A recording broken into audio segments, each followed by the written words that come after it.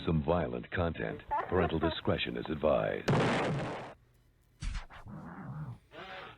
I don't know what this thing is. I think it's a strip show, dance show.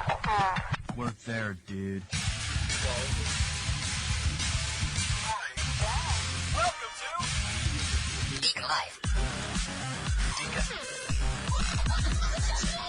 DeaconLive. Live. Well,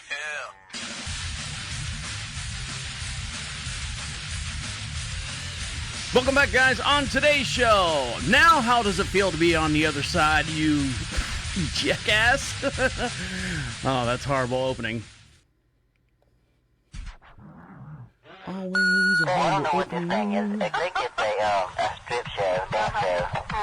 Work there, dude. It's going to be a good show. welcome to DeaconLive.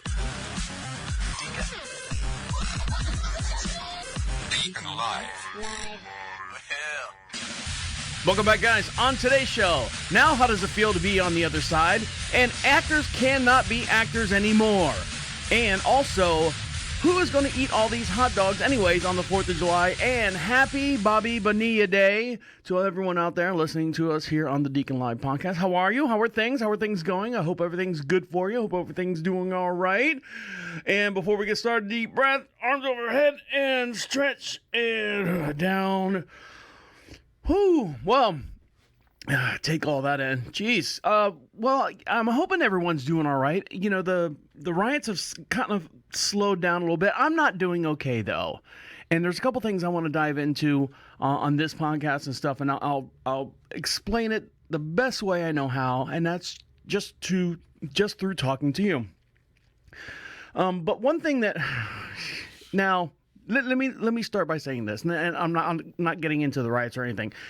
So this day, every day of my life, I like to listen to something happen to me, by the way. This is where I'm getting at. Something happened to me, by the way. And my world just crumbled. It crumbled. I didn't know. I literally was in there talking to my wife in the office that we have for her. She's on one side of the house. I'm on the other side of the French. And I looked at her and she's like, "What's wrong?" And I'm like, "I just want the simple things." And I'm like, look, kid, the simple things in life that's all I want. I don't ask for a whole lot. I don't ask for these big fancy things. I don't ask for all this complicated things. I'm sure everyone in the world or in some parts of your circles, your friends of circles, I just want something simple, and I want it to work, and I want it to be, I don't have to worry about it.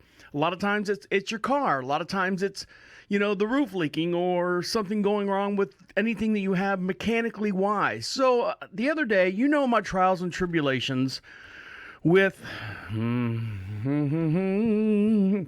my cell phone. So a couple podcasts, maybe a month ago, 2 months ago, I'm downgraded. Now here's the thing. My wife and I, we both had we have a plan through AT&T. AT&T sucks. Whatever. Verizon sucks. It doesn't matter. Whatever side of the fence you're standing on, the other side looks horrible or whatever the case may be. So we have been on AT&T since 2006 when they had the whole TV stuff and all that. We don't have that anymore. We're off the grid.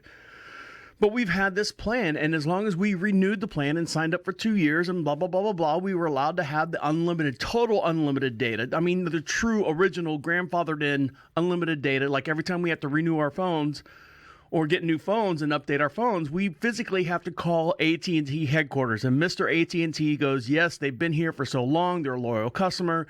You give it to them for that price. I think now the price is like almost...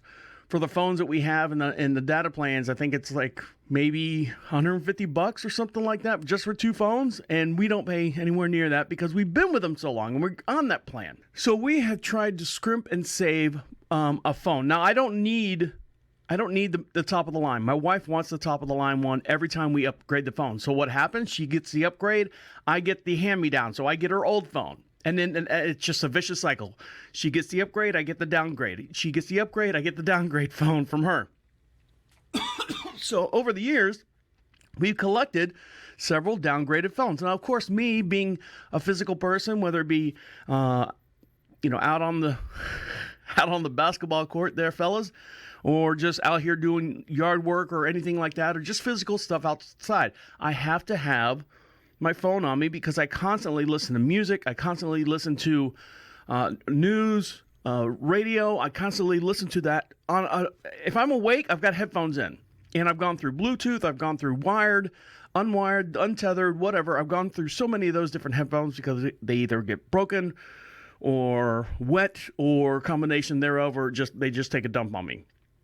So a couple months back, you heard that I dropped my phone with the big otter case on it into the lawnmower. Now, yeah, it dropped right into the lawnmower, and the lawnmower kind of kicked it around a little bit and shot it out the side.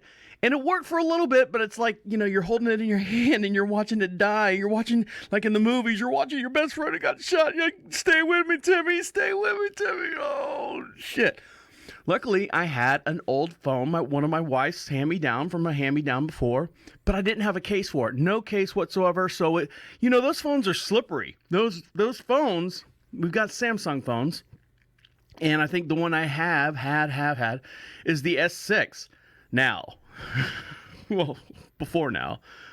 So that thing is slick. I mean, and we couldn't find a case for it. So I'm like, all right, I'm going to baby this thing. I'm not going to do anything with it. I'm keep it in my pocket and try not to sit on it. It always stays in a certain location. I try not to carry it with me. I always set it down because of my Bluetooth headphones. Thank you, JBL, by the way. JBL, excellent Bluetooth headphones. I can walk a mile without having the phone next to me. And so I would set it down and I do my thing. That way the headphones connect Bluetooth style. So I was, as I do here on the ranch, we have, 20 some odd acres here, and there, a couple people next door have a couple acres, and and so on and so forth. There's a guy down the road who is buying eggs from us here on the ranch. And you ask why we call it a ranch. It's part farm, part ranch. We have horses, cattle, chickens, and we also now our crops are coming in, so our crops that's part of the farm part. So, and we sell all this stuff out on the side of the road, turnip truck. So the guy down the road, probably about a half mile down the road, says, "Hey, I've got 10 acres over here with sheep, and they don't want to. I need it bush hogged. All right, I'll bush hog it." So I jump on my tractor and drive it down the road, and you got to follow the rules, and the hazard light's got to be on. You can only go so fast. So I get on there, drive it down, listen to my music, listen to my headphones, and come all the way back. No problem, right? Up and down the street. I've got my phone sitting. If you ever sat on a tractor before, it's no different than sitting on any kind of vehicle, like a forklift. You sit on a forklift. You've got the floor where the pedals are, and my phone sits right on the floor because I can keep an eye on it. It's right there on the floor. I know it sounds kind of crazy, but there's no other place. I put phones all over. I put it in the cup holder. I've put it in this. I put it on that. I put it on this. It always falls. It always comes off. I found that sitting right in between my feet on the floor works great. I don't have to worry about it. Well, stick it in your pocket. No, because as soon as I get out, I bend it or smack it or crack it or do something. It breaks. So I set it on the floor, and I go all the way down, and I'm doing my thing, and I come all the way back, and I park the tractor just for 1 second. You can see what's coming. I parked it for 1 second, and it's running, and I went inside, and I had to tell my wife something, and I'm coming out, and literally, right when I came out, I heard, and I go, okay, something fell off the tractor. I'm not thinking my phone. I'm thinking my phone's safe. It rode up and down the street, a half mile to his property, did the bush hogging, a half mile back, in between my feet. Get off the tractor, go inside, come out, I come back out. It's sitting face down on the concrete. Now, I don't have any protection on it. It's just raw dog, phone, and concrete. So I pick it up and I look at it, and sure enough, the screen's cracked. But it's cracked in the bottom right-hand corner, and there's a little purple.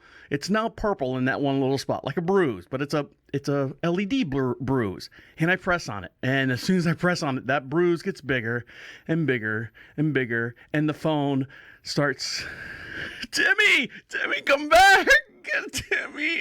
Oh no. So I go into my wife. She's like, "What's wrong?" I go, and I threw the phone down on the table, and I go, "It's dead. It's dead." Completely dead. I've killed it. She's like, "Well, we don't have any other phones. You've ruined and destroyed them all." I know I have. I know. I just want these little things that make my life happy to work. And it broke the phone. So the reason why I tell you guys this, because I know that a lot of my friends and family and even listeners to the podcast call me, text me, you guys out there all the time, so I won't be giving the phone number out until I get a new phone. But you guys contact me during the podcast or when you listen back to the podcast and answer questions, dumb questions that I have during the podcast. So I have no phone. I have nothing. Now, her father, teacher man, passed away last year at this time. And not this time, but, this time of the year. And so we had his old phone. Now, his old phone's been deactivated. It's a S3, but it's only Wi-Fi. It's not activated. I can only listen to music, which is fine. I'll just stick around the property, I guess. So I do have a phone, but I don't have any way of reaching the outside world other than sitting up here in the studio and contacting you straight on a desktop or a PC or something like that. We have a PC in the house, like a spare one that we just kind of look up recipes and do little things like that. So I've been on that. So if you guys see me on the old Facebook page and all that, just say, hey, did you get your phone fixed? And I'll be like, no, shut up, dummies. All right, when we come back, we'll get into the show. And let's talk a little bit about what's going on in the actors world that just seems wrong. I don't know if it's wrong, but we'll get into that here in just a little bit. You're listening to Deacon Live right here on Prophet Radio. I'll be right back.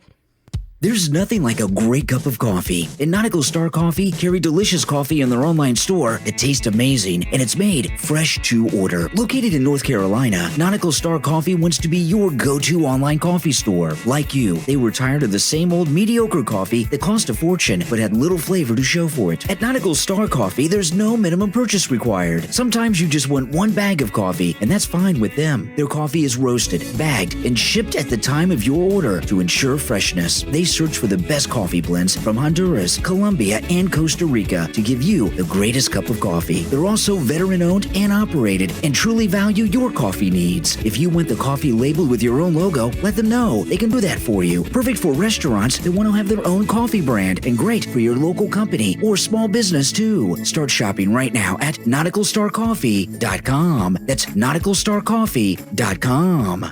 So I was talking about I lost my phone, I lost all my contacts. I lost contact to the outside world. Now, we were talking about last week about, I had an offer to go, not an offer, but there's a situation that I was trying to do with taking the podcast and bringing it to a Florida radio station. Now, I'll give you the update on what's happening with that. So I wanted to take the podcast and expand it out a little bit more to get a more... I want more. Everyone wants more. I want bigger. I want larger. I want grandioso. That's what I want. And I want to take and bring, our message and your message for all the sponsors and everything that we have here on the Deacon Live podcast and bring it to an even larger audience than we already established. Now, here's the thing. So contacted people down in Florida. We kind of went back and forth, called a couple people up here because it would be I would want it to be a 3-hour show. And so you were like going, no, not 3 hours. I can't take it. Well, fortunately and unfortunately, however you want to look at it, that's the plan of what I was trying to do. So contacted some people down there, and they sent me all the information, the media packet. And I said, okay, well, looked at the media packet. I said, all right, this looks good. And I said, well, let me just check on everything on my end. So I checked on everything on my end. Because essentially what I wanted was the internet radio stream. We have a lot of advertisers and sponsors overseas. This is a national, worldwide podcast that gets heard all over. I think I counted 23 different countries that we've been downloaded into, and almost 80% of the United States as well. It makes sense because we're a U.S.-based podcast. Now, so here... I just wanted their internet. I wanted their label. I wanted their not label. What am I trying to say? Their big nice. I wanted their internet signal. I wanted their broadband is what I wanted. And their work out of trade, and you guys would benefit from it as well, and so on and so forth. So contact them, and I started looking them up, finding out that the broadband or the not broadband, but the live streaming didn't work. The website was not up. Now, this is a radio station that's been around for about a year now. It's a brand new owners. The signal has been around forever. It just matters of who controls the torch at the top of the tower. So these people who are controlling the torch, I guess, forgot to light some of the candles on the way up the ladder. And so I was upset, and I was like, "This is crap. I don't want to broadcast, to Tampa, Florida, and and I got people overseas trying to sell their product and stuff. I don't want to broadcast to Daytona Beach, Florida, and that's it." So I was like, you know what? I'm gonna have to bow out. I'm gonna have to just continue doing what I'm doing here on the podcast. So that's where we're at. That's where we stand. So we're not going anywhere. Good for you. Good for you. Consistency is what I want. And more consistency is what I would get taking the show down to Florida. I don't think I get consistency. And there'd be a lot of fingers in the chocolate pie. And I don't want fingers in my chocolate pie, especially a toenail. So there you go. Now, a horrible segue is... Hold on, I gotta find it. Not prepared. All right, so are you guys familiar with this? If you watch any of the Fox animation animation, why am I having a hard time saying that? Domination. You've heard of Family Guy, you've heard like The Simpsons and all that stuff, and there was a character on Family Guy. His name was Cleveland Brown, and we'll do my impression of him. You ready? My name is Cleveland. Me. My name is Cleveland Brown, and I am here to say, and then that's the thing. So if you've seen the show, you've seen Cleveland, and he's got a very distinctive voice, and I think it's hilarious. The show is hilarious. He did a spinoff. It didn't do as well as a Family Guy. I don't know why, because it had nothing to do with Family Guy. The comedy stylings were totally different. So the gentleman who actually does that voice, believe it or not, is a white gentleman. I know. The gentleman's name who does the voice of Cleveland, plus a whole bunch of other characters on the Family Guy show, his name is Mike Henry. Mike Henry is a white actor who has voiced Cleveland on Family Guy for at least the last 20 years. And he's stepping down saying that the character should be voiced by a person of color. Now, I don't know if I agree with that, because one, he is not doing what a lot of people in Hollywood are freaking out about, and they're worried about their closets being opened up and finding the can of Tar Baby paint in their closet. These people that have done face masks.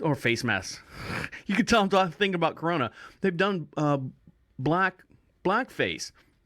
Ted Danson's out there when he was dating Whoopi Goldberg, and a whole bunch of other people have been caught. The latest one is what's his name, Jimmy Kimmel, for doing Karl Malone. Okay, let's get past that. This gentleman here, Mike Henry, he is a voice actor. He is sitting there doing a voice of a character. Now I don't want to say he's making. It's comedy. It's the whole situation, the whole scenario that he voice acts, which is a made up word for me, is for a black guy. Now, the reason why I bring this up, there is a gentleman that I have been following for a very, very long time, and he is also in the, I don't want to say the same boat, but he is in the same field as Mike Henry is. Mike Henry, of course, he's I think he's 62 years old, white gentleman. He voices a black cartoon character. He's behind a microphone just like me, and he's sitting in a studio and he's voicing someone. Some of those out there who might not know who I am or might not know what nationality I am. It all depends on what you hear in your mind is the picture that you make. I mean, radio's the best audio theater. A gentleman that I've been following for a very, very long time, since the early days, is Phil Lamarr. Now, if you don't know who Phil Lamarr is, you've probably known him if you're a fan of again, Fox had a show called Mad TV, and Phil Lamarr is a black actor was on Mad TV. He was also Pulp Fiction, great movie for its time. He was also Marvin in the back of the car where John Travolta actually shot Marvin. Oh man, you shot Marvin in the face. But that's Phil Lamarr. Do you know how many shows. He is an excellent voice actor, and I can always pick up his voice when I watch all these cartoons. If you have watched any cartoons in the last 20 years on any station, on any TV channel or whatever, I guarantee you Phil Lamarr's voice has been in that. Now, white, black, Japanese, he has been in so many different things, but no one, I don't want to say no one says anything about that. No one really thinks about that. Phil Lamarr can do a white character. Phil Lamarr can do a black character. He can do an Asian character. He can do a genre. That's his job. He is a voice actor. He is acting out whatever the cartoon is that he is portraying. Now, does that make it bad? Does that make it wrong? No. It's almost the equivalent of what the gay community says. Well, you can't have an actor who's not gay play a gay character. Okay, explain why. Well, because there's a whole large gay community out there that needs work. Well, if they were any good, by all means, send them my way. It's no different than when they have a man playing a character that is not in his realm. For example, how long was it before we knew that Neil Patrick Harris was gay? And for many years, he played a straight man, boyfriend or girlfriends, love interests, and all that stuff. Nobody said a thing. Now that we know he's gay, they've kind of broadened his span of his character whenever he does a character role. For example, a lot of people didn't know or doesn't know the whole Lemony Snicket things that came out on Netflix. If you would have told those complete wackos out there that, hey, the lead character, the old guy, yeah, he's gay and he's around these kids. What? Yeah, that guy right there, he's gay. There's an agenda. We need to stop. What do you mean you need to stop it? No, that's his personal beliefs or his personal atonement, whatever. And his character is totally different. So let's let them be actors. Let's let them be their thing. Now, granted, I wouldn't say...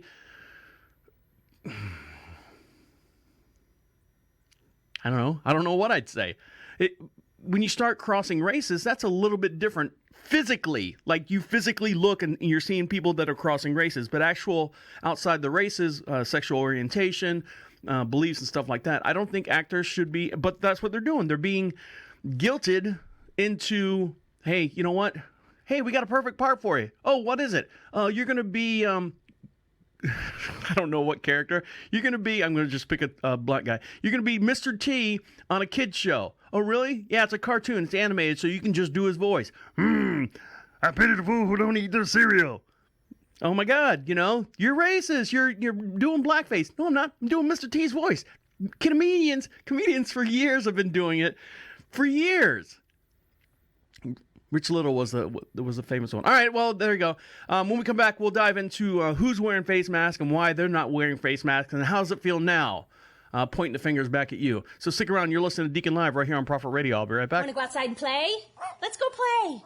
Come on, girls. With all the issues going on outside the world today, there's one true friend that always helps you on the inside. Your pooch. Show your pooch that you appreciate that they help you relieve stress from the everyday worries and fears. Reward your pooch with a treat or toy from Posh Pooch Accessories. With a wag of their tail and a happy to see you Bart, let them know that you feel the same way. With free domestic shipping and hassle-free paid postage on all returns within 30 days. Waggle on over to PoshPoochAccessories.com and order now. Also, friend them on Facebook at Posh Pooch Accessories. Veteran owned and operated. Who wants to go for a walk? Welcome back to Deacon Live.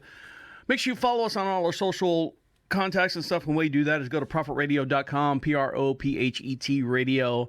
And you can follow us on all our social contacts there. And while you're there, check out the Florida Writers Association podcast. There's a link there on the main page, hosted by Steve Lane. He brings you news, educational materials, songwriters, music, discussion, and indie with indie and major artists in the industry, executives, and more. Welcome back to Deacon Live. Make sure you follow us on all our social contacts and stuff. And the way you do that is to go to Prophet Radio, PROPHET Radio. Click on the Deacon Live section, or click on the social contact section, and you can follow all of us on all those different platforms and stuff. And while you're on the main page there, Click on the little banner there that says Florida Songwriters Association. They have a podcast hosted by Steve Lane. He brings you news, educational material, songwriters, music, and discussions with indie and major artists in the industry and executives and more. And that is the Florida Songwriters Association podcast hosted by Steve Lane. Check them out. If you're a songwriter or if you've got some music and stuff, they can help you. It's a nonprofit thing. They can help you not monetize it, but they can help you capture it and bring it over to television and whatnot. All kinds of writers, all kinds of artists and stuff. So check them out as well. Now, speaking of artists that have not disappeared, no thanks. This band right here has disappeared. So this band right here has disappeared. Now, they got a whole lot of flack during the Bush era, the Bush W era. And now they have, I guess they're making their way back into the music scene. This is the latest song from the Dixie Chicks. Now, Dixie Chicks are no longer in existence. The band is now known simply as the Chicks. I didn't even know they were still around. Not for nothing, but I didn't know they were still around. After 31 years, the American country music band switched their name on Thursday in response to the urgings to drop the Dixie word from their often associated with slavery. So they're dropping the Dixie word that's often associated with slavery. The band also has released a new video, the protest theme March, see above as well when you're rebranding the website. Okay. And this is a quote from them. We wanted to meet the moment. Chicks band names, Natalie Maines, Martine McGuire, and Emily Strayer said in a statement below. The Chicks are from Texas. By their name, they were inspired by, in 1993, an album song called Dixie Chicken by Little Feat, and pointed out in Paper Magazine. The band had no associations with the Confederacy. They just thought Dixie was kind of a cool name, and now they're realizing the heart and the thread that the Dixie name itself. So this is Dixie Chicks with their new song, March. Oh, you know what? I don't have it on, so good.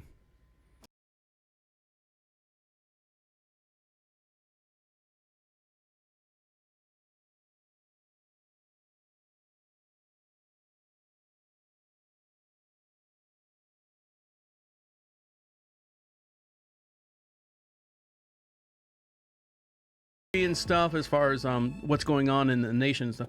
So yeah, Dixie Chicks gets dropped. A lot of people go, Dixie who? Who were these people? Especially if they've been, however many years, 30 years ago, the Bush administration and stuff. A lot of people weren't even born when these people were out. The people out there protesting right now, if they're at any age, they don't know who the Dixie Chicks are. Even today's country. Well, today they might get a play or two over in Texas, but that's about it. Yeah, they're changing their name, dropping the Dixie off of that. Because it symbolizes Confederacy and all the things that go along with that. Now, here's the thing. So here in North Carolina, now the radio station here, DeaconLive is broadcasting just outside of Charlotte, a beautiful little town we like to call Marshville. I think we got a population of maybe 2,500 people spread over Union County. And the joke is they call it Onion County because it's a lot of farmland. And God, do I know it. I got farmlands to the left and farmlands to the right and chicken houses all over the place. Watch out when they're cleaning. Don't stand down from those when they're cleaning them. So here in North Carolina, and I said this before, now Roy Cooper, our governor, has said that it's now mandatory for everyone in North Carolina to wear a face mask, face shield of some sort. They're not, I guess they didn't regulate, they're not going to test everyone who's got a face mask on. So as long as you got something on your face, you're showing some kind of effort, we're going to go. Now, this is 1 week now, because I just talked about this last week. This is 1 week now. We're into the groove. It's in the books. And the Mecklenburg, which is the county that surrounds Charlotte, is said that the police department has not issued any warrants, any citations, had any problems about people wearing masks or not wearing masks or whatever the case may be. Now here in Union County, because we are a very rural place, we have a lot of feed stores, we have a lot of hardware stores, we have a lot of blue collar industrial parks here, manufacturing, processing plants. We have a chicken processing plants. Tyson is based here. Purdue is based here as well. So when I say that here in the in our county, the rural county, people aren't wearing face masks. When I say people, I do. I wear my face mask because my wife would have my head on a platter if I did not wear one. I keep one in the truck, and I don't want to cause any problems. I don't want to ruffle, quote unquote, any feathers, pardon the pun there. But when I had to go get horse feed the other day and all the feed stuff that we have to do once a week here on the property, I walk into the feed store, and everyone is wearing a mask for the most part. Everyone's wearing a mask, except for this. I don't want to call them out, except for this small group of people. When I say a small group of people, I know because I identify with them. It is these middle-aged white males. I don't know as far as their financial position in life, but it is these white middle-aged males that are not wearing the face mask. You know why? These are the same people that say you're not taking away my guns. It's that type of mentality. So here we are. Here's the government that's come along. Our state government has said it's mandatory for everybody, no matter what race, what creed, what color, what religion, everyone has to wear a mask. So now I am seeing everyone wearing a mask except for this small group of people, these middle-aged, blue-collar workers, white males. And so I look at them and I go, what's your thought process here, bud? It's mandatory. And I know, and I'm speaking just out of past conversations that I've had with these types of people. I'm putting them in a box. I'm putting these people in a box because I can. Because this is what they're doing. All the people with one arm go in this box. All the people with two legs and one, whatever, go in this box. All the people not wearing a mask go in this box. And the people that are in this box are these white males. And I'm thinking to myself, because of past conversations, why not? Government's not going to tell me what to do. Okay. But it's mandatory for safety reasons. Nope, I'm not going to do it. Why not? Because you're not going to. As soon as there is a conflict between this group of people in this box and power, and I say power, police force, police department, whatever, there's going to be a conflict. Now, not to the extreme, believe me. I'm not saying that white guys not wearing face masks has anything to do with police brutality on the black race or the black community. What I'm saying is they are now, in a small aspect, are seeing what is happening on a larger scale. Does that make sense to you? So on a larger scale, these black communities are told, you need to do this and you need to do that. And the minority communities are saying, you need to do this. This is what you need to do. And this is what you need to do. And the other nationalities are like going, well, why aren't they doing that? Why can't they follow directions? Why can't they follow directions? Until it starts encroaching on our everyday life activities. Hence, these guys are not wearing the face mask. And I'm like going, hey, man, just saying, I'm just like you. Let's put a face mask on. Now, no confrontation happened. I didn't call anyone. I didn't say anything. I didn't do anything. But I'm watching. I'm observing. I'm taking it in. This is, human life in real time. And I'm watching and trying to figure out, what's going on. Now, none of these people, I'm sitting there walking around with my face mask on. And I'm trying to make eye contact with these people. Not one would make eye contact with me. Not one. And I'm thinking, thought we're on the same team here. Thought we're on the same boat. Guess not. But I guess what I'm saying is this small community of people in this box, these white, middle-aged, male, blue-collar workers did not want to follow the directions. And they will get into trouble. I'm gonna tell on them. And they're going to see what it's like to be on the other side of the fence. And getting something handed to them or told that they have to. I'm just standing here. I'm just sitting in the parking lot. I'm just sitting here in the parking lot relaxing, not doing anything. Well, we have reports, this is a highly drug, use area. Officer, I'm just sitting here in the parking lot. If you need me to move, just tell me to move. Nope. you got to move, get out of the car, get out of the car. Same thing with a face mask. Sir, you need to put a face mask on. The government ain't going to tell me what to do. Well, sir, you need to put a face mask on. It's mandatory in this. You ain't going to tell me what to do. Nope. All right, sir. Well, here's a ticket. Fuck you. I ain't getting a ticket. All right, throw it on the ground. Do what you want. And then who knows what. Now, it's not going to get, like I said, it's not going to get to the extreme. But what I'm saying is these people are now experiencing what a mass of people are going through right now, where the government, the political powers, the law enforcement is telling them that they have to do this, and they're refusing it. And so are they going to fight back or whatever? I don't know what's going to come of it. It was just something that I noticed, and I'm like going, come on, man, we're all in this together. Let's all be friends and hug and breathe filtered, mask air or something like that. All right. Well, you ready for the 4th of July? Are you going to watch the best of 4th of July fireworks, since a lot of people are canceling their fireworks shows and stuff? There's one thing that happens every 4th of July, and I wonder how they're going to handle it. They're keeping a lot of stuff hush-hush, so stick around. When we come back, I'll dive into that here in just one sec. You're listening to Deacon Live right here on Prophet Radio. I'll be right back. Hey, guys, you have any problems with all those Christmas cards and save the date invitations and all the stuff hanging from your refrigerators that you've gotten from friends that have been up there for years and years and years? Or are you just trying to clean up the clutter of all the Hallmark cards and stuff that you've got just laying around in piles and stuff? Well, here's a brand new thing. It's called Card Keeper. Card Keeper with a K.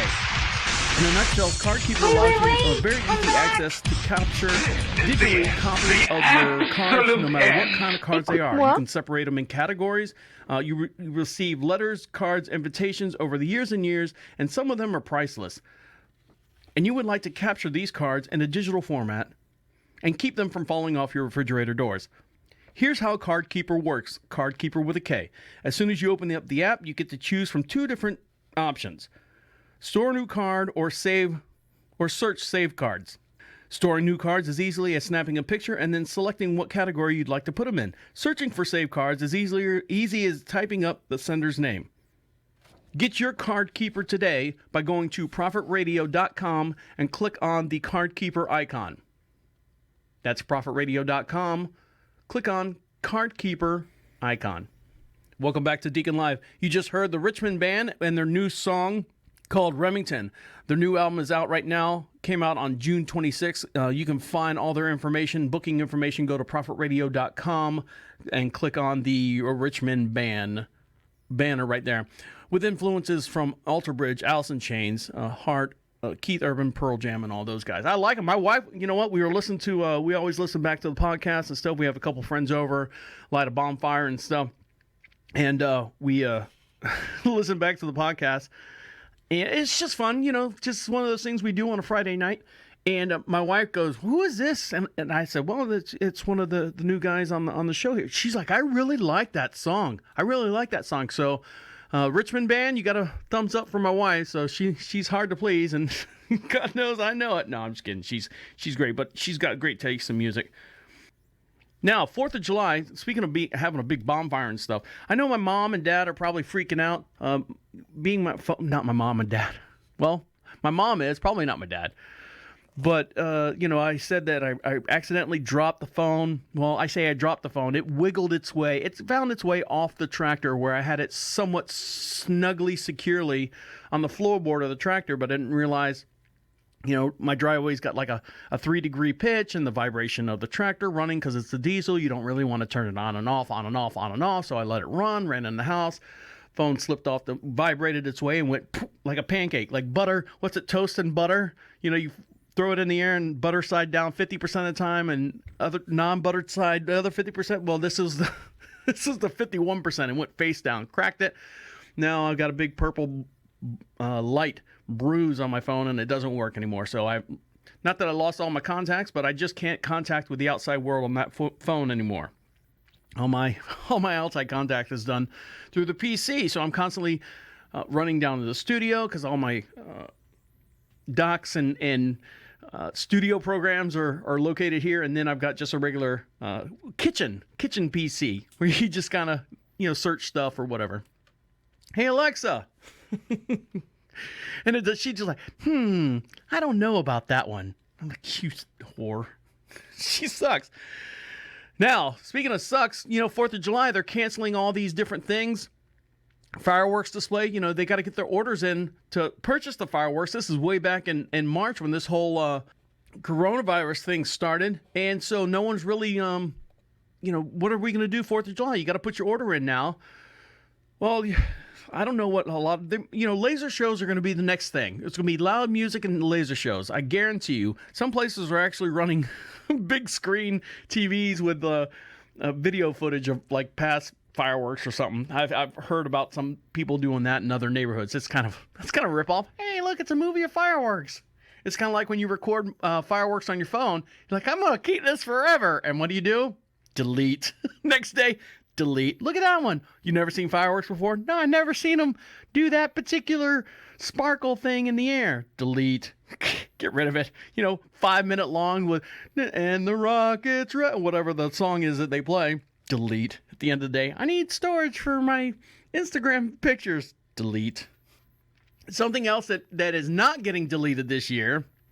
Every 4th of July, Nathan's hot dog eating contest, Joey Chestnut shows up to protect his title. If he wins this year, this will be lucky number 13. The Super Bowl of competitive eating has been held on Independence Day, traditionally live on Saturday afternoon on ESPN. Although the location will be changing from the corner of Surf and Stillwell over on Coney Island to an undisclosed private location so the competition can be conducted more safely because Corona-19, the COVID-19 virus, and the fact that Chestnut is a heavy favorite. Why would you say eating contest and heavy favorite in the same sentence? That's kind of rude, even though he's like a little twig. To stay the same, I guess he's going to win. He's the big favorite. Chestnut will try to hold off his 5 other challengers to become the men's champion for the 4th consecutive year before he attempts to break his 2018 record of 74 hot dogs and buns he set in Brooklyn 2 years ago. Miko Sudu, who will be played by Bobbi Lee in the documentary series, that's a joke, by the way, will try to win her 7th career mustard yellow belt. God, the puns and stuff. On the women's side. This time, instead of being a big stage outdoors cheered by Major League's eating compassionate fans, Chestnut and Soto will try to dominate the indoor arena with no spectators over 10 relentless minutes. Will try to dominate in the indoor arena with no spectators for over 10 relentless minutes. Michael Golick will call the action from ESPN. I'm sure that's a talent in itself. And co-founder Richard Chia providing the competitive eating color analysis. Don't put me up there. I'll make fun of everybody. Just how you ready? Here it is. Just how good is Chestnut's chances for repeating? He looks at the odds with prop bets and social distancing in 2020 edition of the Nation's Hot Dogs Eating Contest. The Nation's Hot Dog Eating Contest odds for 2020, will he win? 1,750 people said yes. 650 people said no. So he's going to win. Well, I guess he's going to win. Who knows? Who knows what kind of atmosphere? I mean, because when you're out on the Coney Island, I'm assuming, I've never been there, but what I'm assuming is when you're out on that Coney Island dock and you're eating hot dogs, man, it's hot.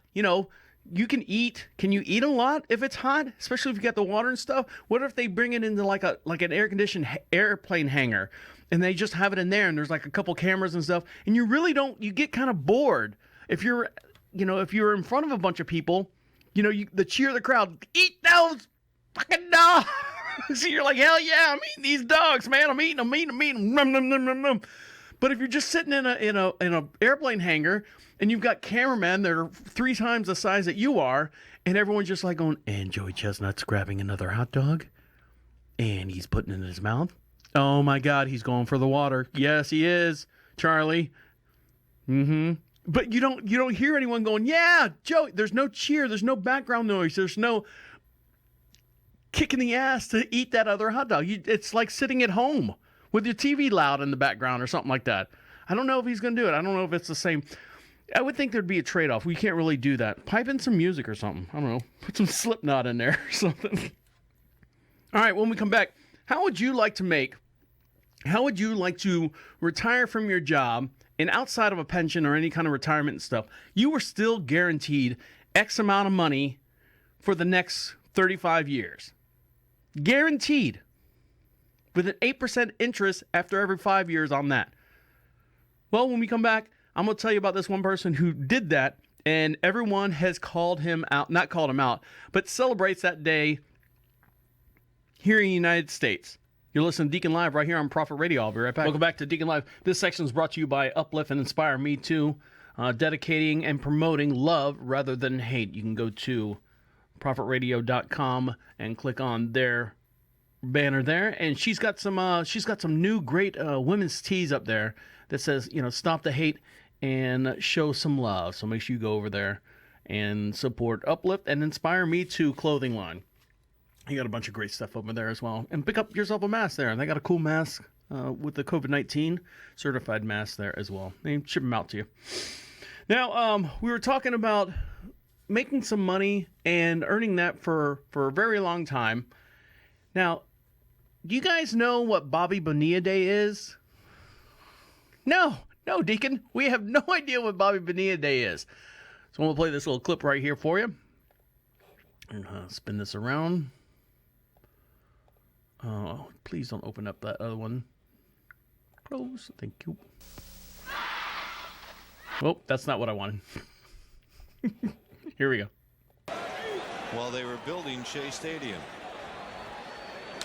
Bonilla hits it well. Is it far enough? It is gone. A home run.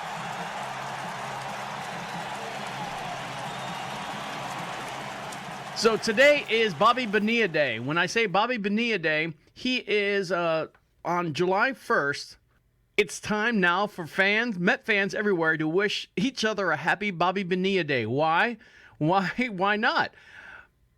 On Wednesday, today, 57-year-old Bobbi Bonilla will collect a check for $1,193,248.20 from the New York Mets. Every July 1st from 2011 all the way to 2035. Because baseball salary structure, Bobbi Bonilla's annual payday is often more than some game current stars are given in 1 year. Thanks to the shortened season, it also prorates the salary of players for 2020 as the list grows longer and longer. Now, why does he get that kind of money in his contract? Well, so what happened was, Bonilla last played for the Mets in 1999. He played with the majors and Cardinals, and the last time he played in the majors was 2001. But he was paid, or will be paid, all the way till 2035. Here's what happened. Bobby, again, has a second deferral of contract payment with the Mets, and the Orioles pay him $500,000 a year for 25 years, blah, blah, blah, blah, blah, blah. So what he did was he signed a contract with, in 2000, the Mets agreed to buy out the remaining $5.9 million of Bonilla's contract. However, instead of paying Bonilla $5.9 million at the time, the Mets agreed on an annual payment of nearly $1.2 million for 25 years, starting on July 1st, 2011. This included a negotiated 8% interest rate for inflation. At the time, you ready for this? At the time, the Mets owner was invested in the Bernie Madoff account that promised a double-digits return. Does that name sound familiar for you? And the Mets were poised to make a significant profit if the Madoff account delivered. And as we know, it did not. So this arrangement has left with Bobbi Bonilla making $1.2 million every July 1st until 2035. So he has got another 15 years on. He'll be 72. 72? How old is he going to be? He will be 70. Where's his age? He'll be 72 and still making $1.2 million. Now, if you play your cards right, I mean, a lot of people say, well, I could live off $1 million. Yeah, But he hasn't played baseball for a while now, and he's still getting $1.2 million. And so everyone says happy, and that's the first contract of its kind. And a lot of people have followed in suit. There's a Max, I don't know, some guy from the Nationals. He'll be paid all the way till 2028. And Manny Ramirez also with the Red Sox will collect all the way till 2026. So it's kind of, hey, these big contracts, especially the reason why I bring this up is because Cam Newton has now left the Carolina Panthers and now going to take over Tom Brady's place over in New England. And I don't know if he's decided, wouldn't you decide on, hey, you can give me $27 million for 4 years, or you can give me $1.3 million for the next 20 years. That type thing. It's kind of like a mortgage loan interest payment or something like that.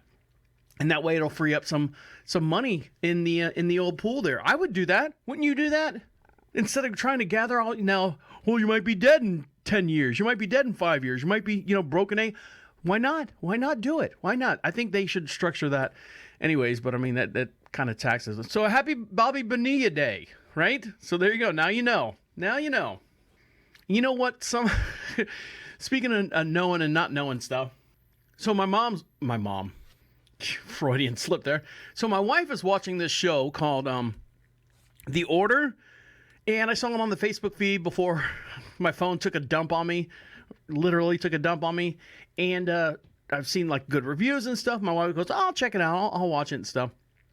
So she started watching it and I was like, all right, this is not for me. It's about vampires and magic and all that stuff. And I was like, you know what? I'll pass. I'll go play my video games in the other room.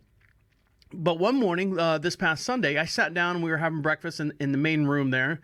And you could see the TV from the kitchen. And we started watching. Well, she started watching it. I kind of sat down and I was like, I'll eat my breakfast here and hang out with you in the morning before I start my daily activities. And, the characters are going on. I'm trying to figure out, piecing it together. I've got a film and theater background all through school, degrees in this and degrees in that. So I was like, you know what? I can pretty much piece this together. I'm a smart guy. And I'm like, oh, hey, there's Matt Fuhrer. And she's like, who? Matt Fuhrer. She's like, who? Yeah, that's the guy from, what did she say? Honey, I Shrunk the Kids? And I'm like, no, that's Max Headroom.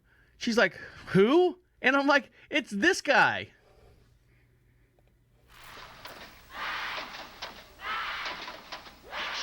Is this a private party or can any store crash? So, new Coke is catching on. The taste is better and newer than.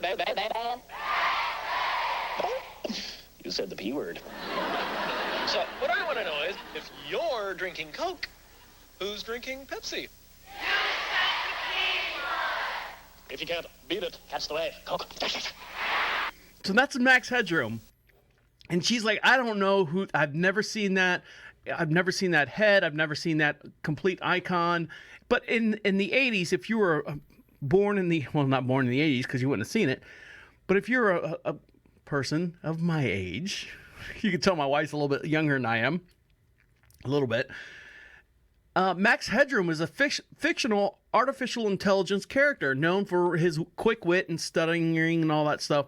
And he was a staple on MTV. He was supposed to be the quote-unquote first generated computer personality, TV personality, which in reality it was just a bunch of foam rubber, and hats and stuff, and then he sat in a green screen. The technology wasn't there to make him computer physically generated, so he's got to put contacts in his eyes and all the Max. Yeah, Max Headroom. I'm like, oh, it's Max Headroom, and she's like going, I've never heard of that. I'm like, babe, your whole entire life you've never heard of Max Headroom being an '80s baby, and never heard of it. I'm like, all right, well, there you go. So that's just one of the 57 things that her and I she doesn't get it, and she doesn't understand. Anyways.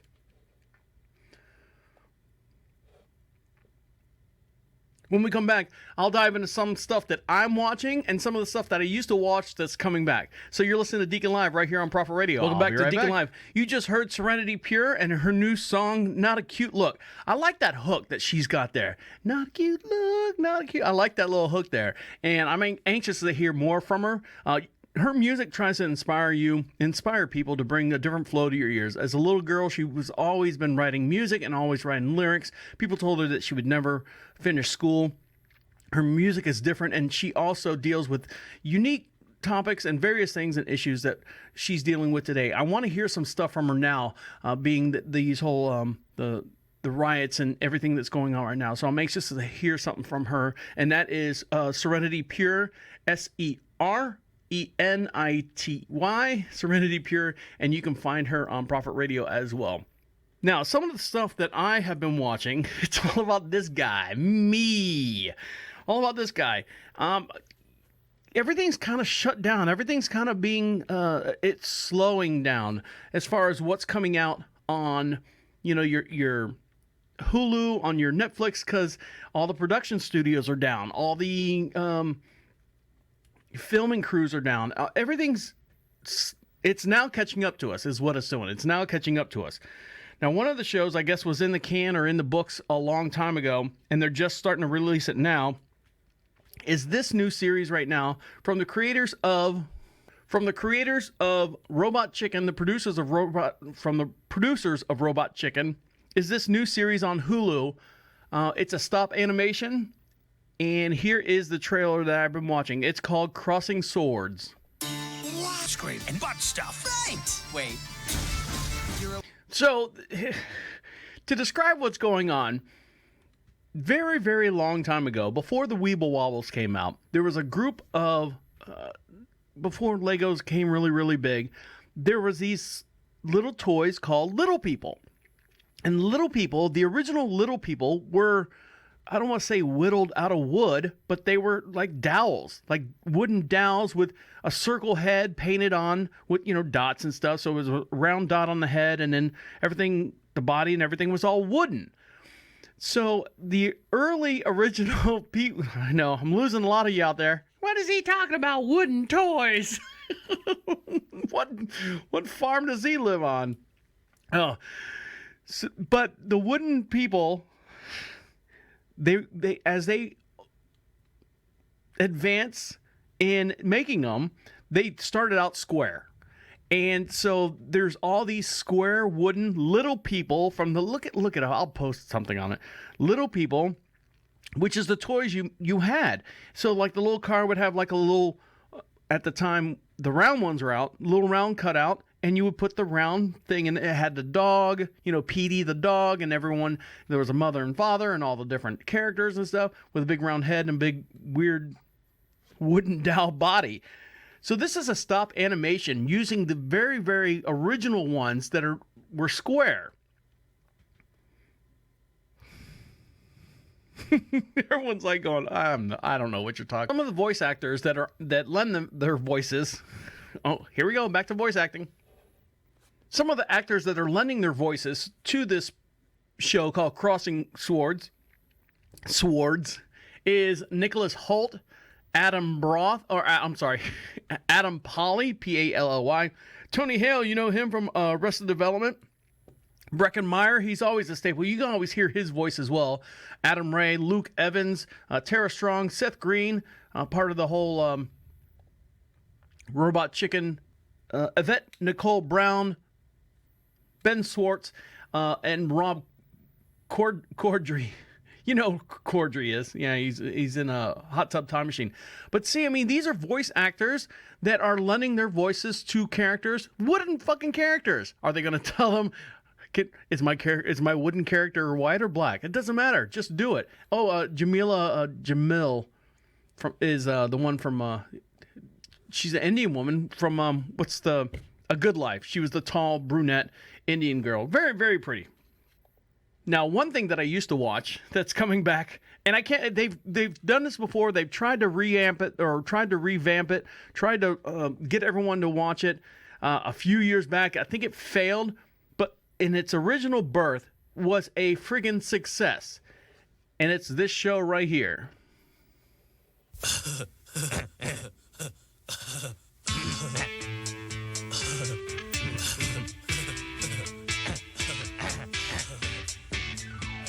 That's right. Beavis and Butthead are moving back to MTV and Comedy Central. The expansive deal Comedy Central has inked with Beavis and Butthead creator Mike Judge and 3 Arts Entertainment call for the reimagining version of MTV's adult animation comedy, which has received 2 seasons under the order and also has additional spin-offs. Under the pact, Judge will write and produce and provide voiceover and for both famous characters, because he does a voice for both of them. Mike Judge will deal with part of the majoring program, shift from Comedy Central toward ramping up the adult animated content and building an original animated series slated around, the South Park and Beavis and Butthead. So what they're trying to do is they're trying to bring in Beavis and Butthead, Daria, and Jody, which is a spinoff from Daria. I know I'm getting really, really geeky on you as far as that. But they tried revamping Beavis and Butthead maybe, I think, 10 years ago, 6 years ago. I don't know. I couldn't get into it. It's got to be faster paced. It's got to be a little bit. If you watch the original ones, they were fun for that time. But now it's got to be faster paced. It's got to be bam, bam, bam, bam, bam. We're a here and now type situation. Situation that we're watching. We want our TVs, we want the cuts and stuff. And one thing that I wanted to bring up, the reason what led me to say that is we were watching a movie called Baby's Mama. I'm sure you're familiar with it. Tina Fey, Amy Poehler, and it was shot in, I'm sure, probably 2006, but released in 2008. Now that's before like the whole smartphone thing took off, and everyone, in the movie had the flip razor phones, the Motorola flip razor phones. But for whatever reason, the movie, film and theater major, don't forget, 2 degrees in both departments. For whatever reason, the movie cuts and the storyline for the time was fine. But now, looking back at it, they always say movies don't hold up. This movie does not hold up because all of a sudden, we go from here, we go from there, and it didn't make sense. And I think I blame that on the smartphone, the technology. All of a sudden, we need something a little bit more rapid pace, a little bit more cuts and turns and angles and stuff like that. That movie in 2008, watch it. It's for whatever reason, just doesn't hold me. My wife thought it was funny because it's one of those light girly movies that, they make fun of each other and stuff. Oh, that's so funny. It's so true. It's so true. All right. Well, there you go. And one more thing before I let you go. Speaking of comedies, a legend who has been in the television industry for years, the movie industry for years. This gentleman right here has passed away. Whoops. Not this guy. This gentleman here has passed away. So what is 93? The day, I know what it is, a number. And the number's scary because I read the first thing in the morning before I have coffee, I read the obits. Seriously? Yes, if I'm not in it, I'll have breakfast. No, At nearly 93, Carl Reiner is in the kind of shape people half his age might envy. All the vital signs are perfect. I could live another hour. He only sounds like he's on borrowed time. I don't know. The truth is, though, you're still productive. You're still writing. Yes, yes. I mean, it's not like you're waiting around. No, I wake up every morning anxious to get to my, what do you call it? We used to call it a typewriter, my computer. By any name, that keyboard is busy. Reiner's just finished the 4th volume of his memoirs. Clearly, the 12-time Emmy winner has a lot to look back on. So this guy was a creator of, the Dick Van Dyke Show and all these other historical shows that kind of framed and shaped the way we watch TV today. Carl Reiner passed away at the age of actually 98. This was back in 2015 was that article. So he passed away, comedy legend. He has passed on to the great Marishka in the sky because he was Jewish. So there you go. All right, I'd like to thank each and every one of you for hanging out with us and emailing me all your stories and stuff. And the way you can do that is go to prophetradio.com, click on the contact us, and you can email me all your stories, all the things you would think I would talk about here on the podcast. Thank you guys for hanging out with us. I'm going to let you get back to what you got to do. My name is the Deacon saying goodnight. And goodnight.